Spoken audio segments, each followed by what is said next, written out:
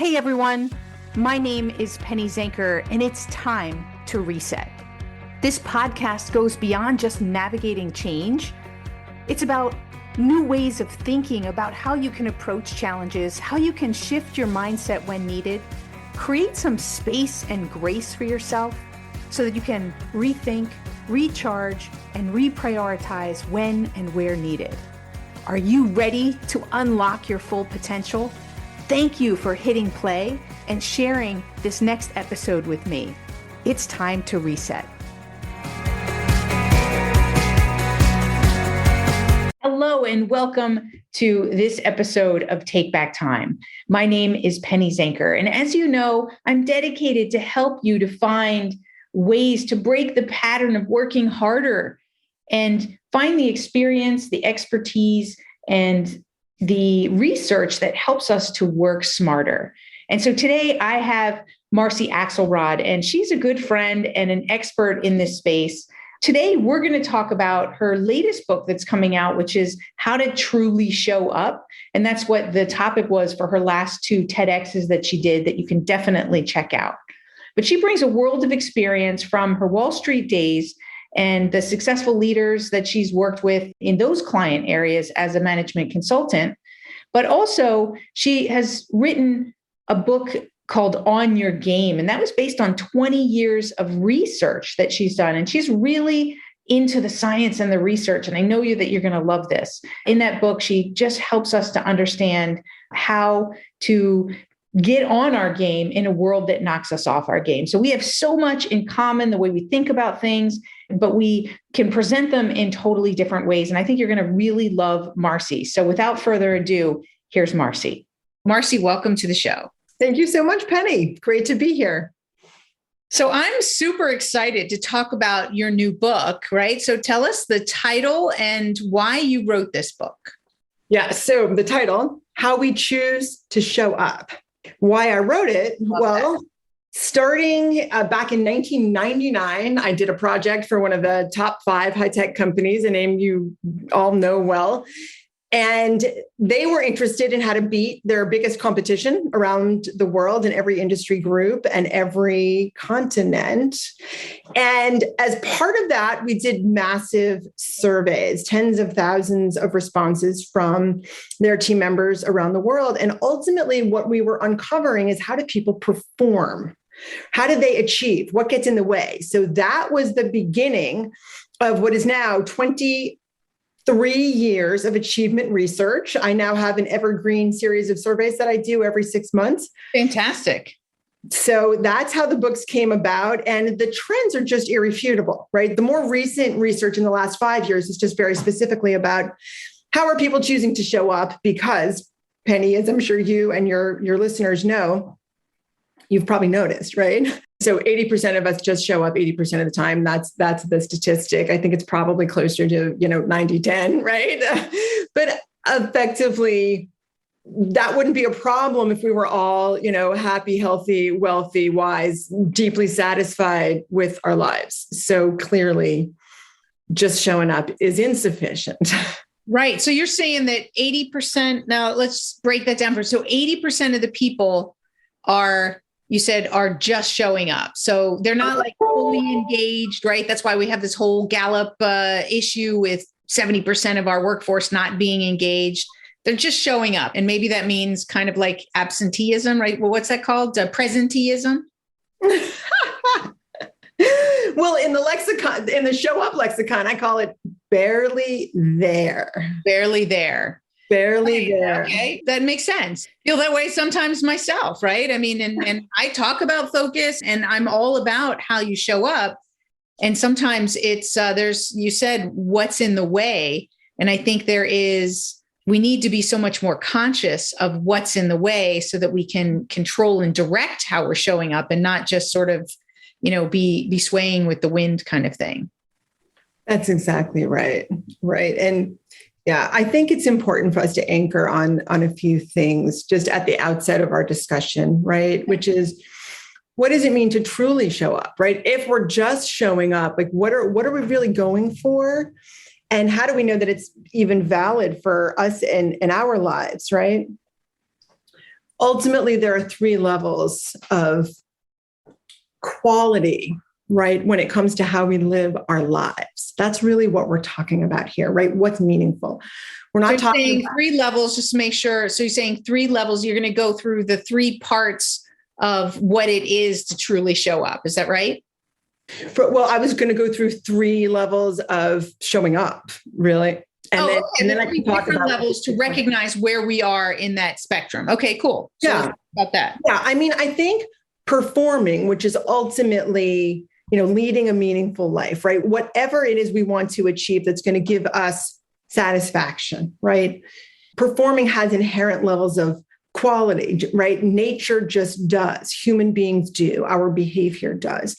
So if we just break it into three parts, right, of a low level, a medium, and a high, what I call those, level one is barely there. Level two, which is kind of the vast middle ground that we all inhabit 80% of the time, just showing up, which is really a default space. It's kind of life as improv. It's the I'm good to go. I just check, the weather, the timing, put on a good outfit and I head out the door. That's just showing up. And then the third level is something that's really, really profound.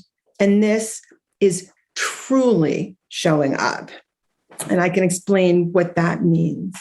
Yeah, let's understand better what that means. And I want to also talk about what are some things that we need to be aware of that are keeping us from truly showing up, right? So, but I talk about the energy of our thought. And I think there's a lot of connection there when we talk about I talk about controlling and directing, right? That energy of our thought. And I think when we do that, I believe that's what you might mean by truly showing up. Let's unpack that and see if that's so. Controlling the energy of our thought is absolutely critical, right? I think about it in terms of choice because I feel that the actual root structure of what we're focusing on is derived by either the implicit default choice, right? Which is a non-choice, which is in the barely there and just showing up levels, or intentful choice, right? And it's in the space of intentful choice in your structure where achievement and meaning actually occur, right? Well, isn't that where achievement and meaning intersect and connect, right? Because we can have achievement. We can achieve when we're barely there. We can achieve, at the level of just showing up, right? But oftentimes, isn't that when people get to that big achievement and then they feel like they're, this was meaningless and what was the purpose? And it's actually very unfulfilling. Yeah. Hollow. Yeah. Yeah. So ultimately, when we think about performance, and once again, this isn't an A on a test, this is some kind of meaningful life type of performance. So many of the systems and approaches that are out there, they're very helpful, but they're wholly incomplete, right? So when you think about habits or communication or emotional intelligence, whatever it is that people might be focused on, right? Having a kind of values-driven life, all of these things are very helpful, but they don't actually give us some version of comprehensive system, right? What is the puzzle box of performance across a lifetime really look like, right? And what my 23 years of research has shown is that there are three parts. When companies apply this to culture, they get engagement, they get revenue, right? When people apply it to their lives, relationships deepen. People actually achieve what they're looking for when you use the three parts of what it means to truly show up. Because really all I've done is kind of excavate our own natural performance systems. That's what this is. This is just human nature and how we get things done. Okay, well, let's hear what they are. So tell us what those things are. Three parts in terms of just words: being grounded, being ready, and being all-intelligent. And I'll explain each. Grounded is knowing who we are and why, so that we can bring more of our authentic self and know what's true for us, right? When we don't know who we are and why, we fall prey to past patterns. Mm-hmm. And that's when we get volatility, regret, things of that sort. So things that come up for me, right, is that when we're not grounded in truly ourselves, right, and really understand the why behind what's driving us, then we could end up anywhere. We could end up in someone else's objective. Like, this is what our parents want for us. This is how, our boss sees us, and so forth. And usually there's not much satisfaction with that, right? I think that would be like in that hollow place. Is that? Yes. So, okay. So good. And I like the terminology that you use, which is grounded, right? A lot of people use the why, and I really love that language is grounded, because it's so much more than just the why. Oh, absolutely. So I link truly showing up to nature. Nature truly shows up. It is the most anti-fragile system that exists, right? When stressors are there, it gets stronger. And there's an endless and frankly aggressive process of self-destruction. The trees lose their leaves every year, right? So wait, we have to repeat that. Aggressive process of self-destruction. And reinvention. That's exactly right. And reinvention. Hold on. That is so deep. People, that's deep stuff right there. And isn't that, that's what creates growth in nature, right? A tree will grow and grow bigger. And, I love that, because that's such a great metaphor for when we can aggressively, in a hopefully not like angry way, but like, in an eager way, eagerly look at our own self-destruction and reinvention, and destruction just meaning total awareness, right? So how would you define that, right? So it's because it's not destruction as we want to self-sabotage. It's tossing out what doesn't work. Whatever's not working, stop, toss it out, get rid of it, and recreate. Growth. This is what growth is, right? You've got to stop doing whatever it was that's causing the issue, or just step back and pause, right?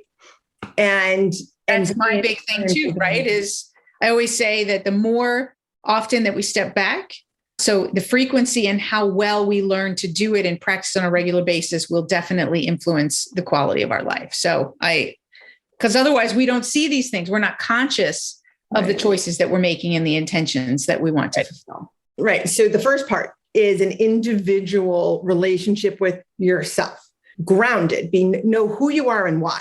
The second part of truly showing, or the second part of just showing up in general, is situational preparedness. I call it readiness, because knowing who you are and why isn't sufficient in and of itself. You also need to perform in the moment within that context. So this is getting ready for a meeting, studying for the test, running those successively greater miles before the marathon, right? So it's thinking, how am I ready for the race, whatever my race may be, right? Right. And so you're saying the thinking ahead, the planning, the things that make you successful in that. If I'm going to run a marathon, I'm not going to run out and get a new pair of shoes for the marathon that's next week and show up for the marathon unpracticed, right? Yes. So first we started with relationship with yourself. Now we're talking about relationship with the situation, including others involved, if there are. And then the third piece extends this to our relationship with all there is, with the whole natural world. And what I'm talking about here is, what's our worldview? Do we walk in and think they're against me? They don't trust me. I don't trust them. I am so biased, or are we just implicitly biased, right? We need to have an awareness of what our worldview is, and one that's all-intelligent is primed for success. This is trust. This is care. This is being on the same side of the table with everybody. Maybe it's looking past behavior, right? And looking at what is their aspiration? Who do they want to be? So this is the third part of truly showing up, and it's how we relate to the world, and we bring it with us in every moment. So groundedness, readiness, and all-intelligence, those are the three parts of truly showing up. The all-intelligence piece is what so many of the performance systems out there miss, because if we don't really look at the beliefs and values and perspectives that we're showing up with, like we are totally missing what we need to truly be able to perform.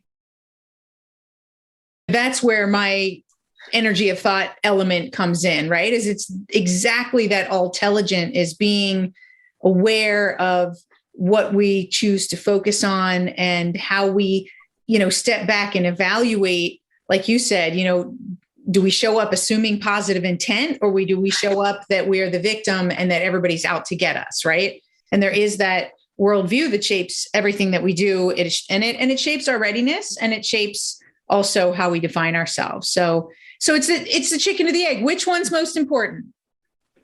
Oh, no. Nature. Yes. Which one? If you had to choose one, where would you start? Oh, Penny, we're so pushing me on this. I mean, nature doesn't necessarily choose, but well, chicken or the egg, which one did come first? I would say groundedness is the beginning, because when you think about how much of life is impromptu, let's face it, we don't want to live default life, improv life, right? However, to a certain extent, we're forced to, even if we look at our schedule and plan and prepare for everything and think about our worldview and trust and care, we're still going to be in the moment. So the more grounded you are, that's the one that really helps you to not just perform for the things that are planned with the structured agendas and all of that, but for what gets thrown at you. And I get it. I mean, all of them are important, right? I mean, I think all intelligence also plays a role in adapting to what's thrown at you, right? So it's really important work. And I love the way that the words that you use and the way that you've framed this is something that people can take this really deep thought, right? Of truly showing up and all that goes underneath it and really understand. I would say that all of our intention is to truly show up. It's not like anybody says, you know what, I just want to be barely there. Like, I don't think that anybody has that intention to not be there. So what's getting in the way, and how do we bridge that gap? There are three main categories of things that get in the way, right? Some of it is just the day-to-day that doesn't really let us stop. It's the schedules, it's the daily stressors, the relentlessness of our work, of our parenting, of whatever, right? Health issues. Broadening that to a more systems perspective, our culture reinforces just showing up. So, oh my goodness. How so?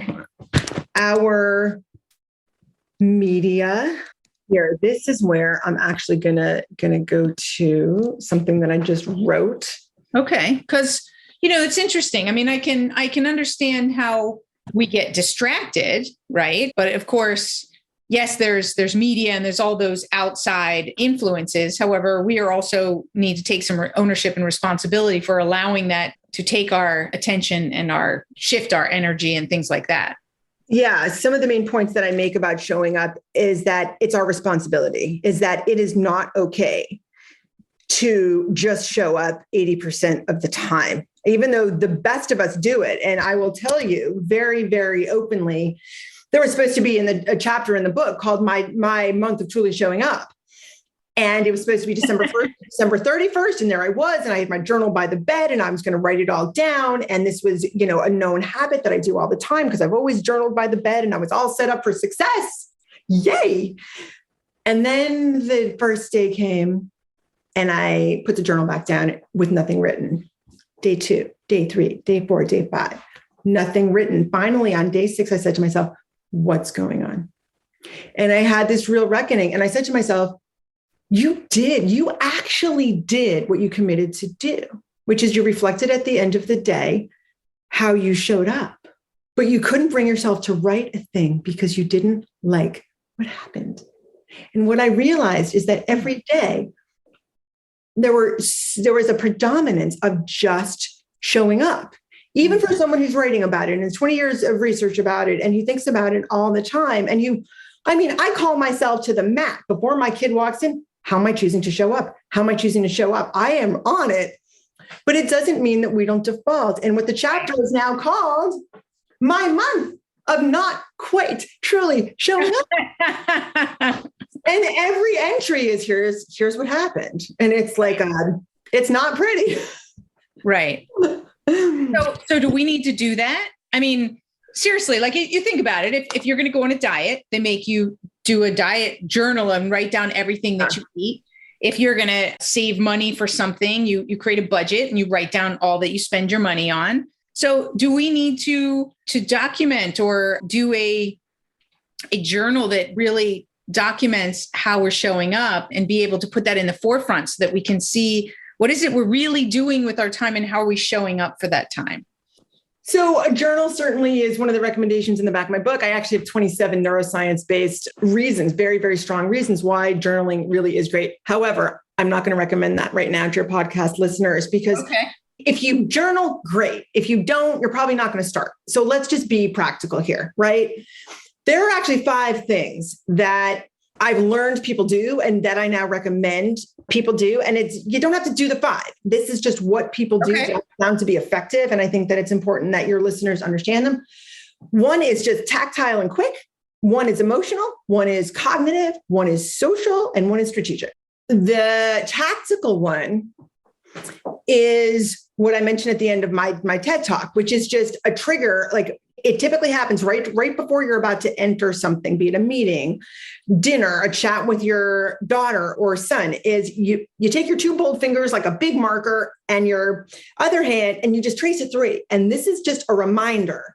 Level 3, truly showing up, right? I've got a choice. Level 3, showing up. I'm going to walk in with my best, whatever your best may be. So that's the tactile one.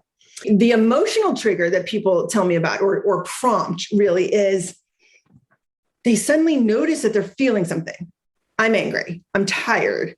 This is taking too long. Whatever it may be, there's some kind of emotional prompt and they think, aha, how am I showing up right now? And that's a different usage of it, but it calls you to the mat and says, well, is this how I want to show up? So that's the emotional prompt. Okay. The cognitive prompt is kind of what I've trained myself to do, which is a proactive choice. I know at 3:00, I'm going to be on with Penny. What's my choice? How am I choosing to show up? That's more of an intellectual readiness exercise. It's asking yourself the question.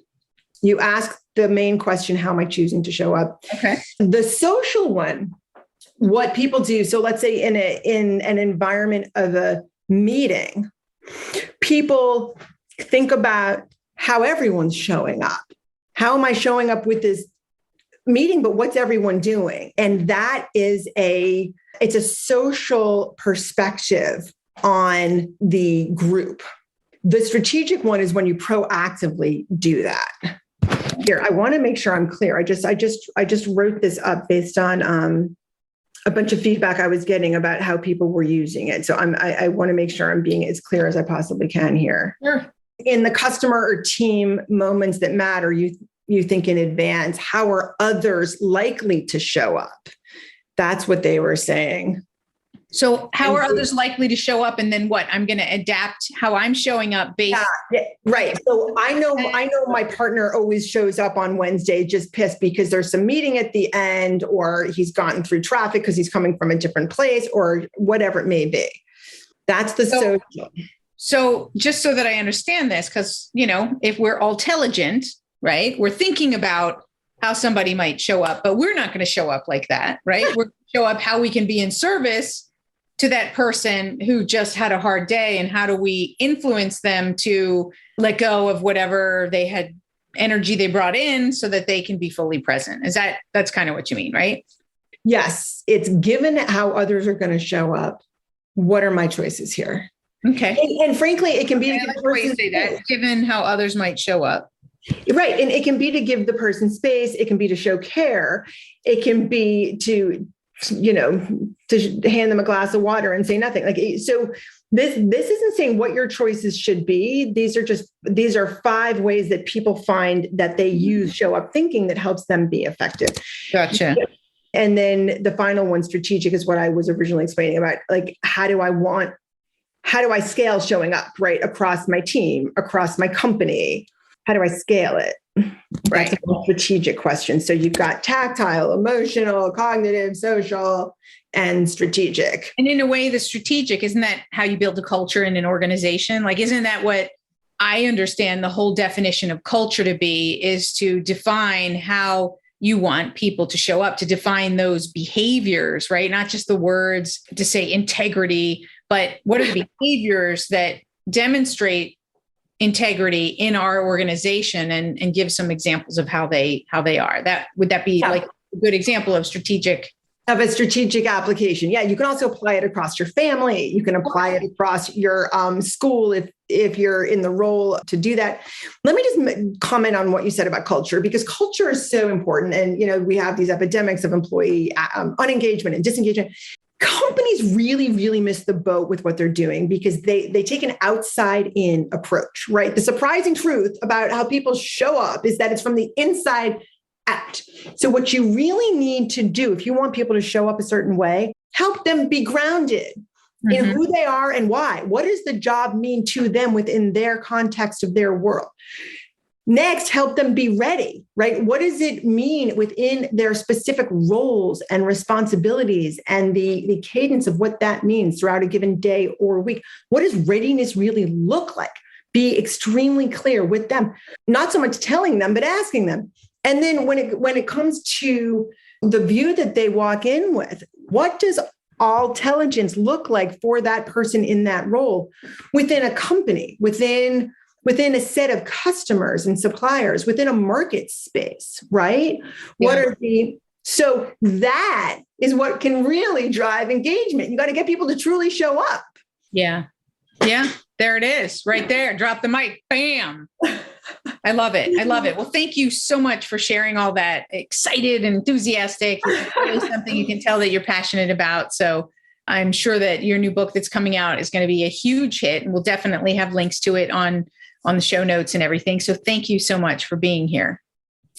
Penny, it has been such an honor. And if I could send everybody off with trace your 3 and ask yourself, how am I choosing to show up? Marcy, where can people find more information about you before we end the show? Sure. Well, there are 2 TED Talks out there on TED.com. Just look for, showing up, choose to show up. My name, Marcy Axelrod. And then, of course, my website, choosetoshow.com. Fantastic.